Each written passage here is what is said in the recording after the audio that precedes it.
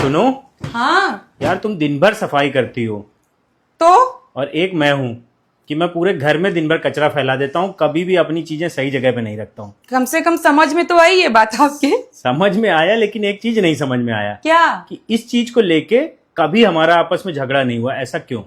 क्यों झगड़ा होगा आप बताओ ना। आप ड्यूटी जाते हो, घर आते हो, थके हुए होते हो, आपको याद ही नहीं रहता कहाँ रखना है कहाँ नहीं रखना है। बच्चे स्कूल जाते हैं, स्कूल से इतने थके हुए आते हैं, उनको याद ही नहीं रहता कहाँ रखना है कहाँ नहीं रखना है। छोटे छोटे बच्चे, और जिस घर में पति बच्चे होंगे, गंदा तो होना ही है घर ना, परिवार जहां पर साथ में होगा।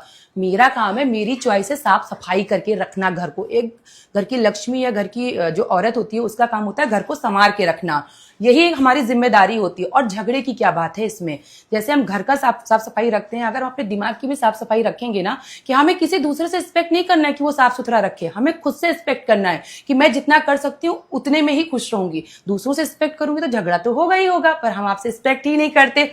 और एक बात, मैंने एक लोगों को एक बार देखा था कि वो अपने घर की सफाई करती थी। उनके घर में कोई भी आता था ना तो ऐसे बोलती थी, भाई चप्पल बाहर उतार के आना, उसको छू रहे हो तो हाथ धुल के छुओ। तो उनके घर में सबने आना बंद कर दिया था।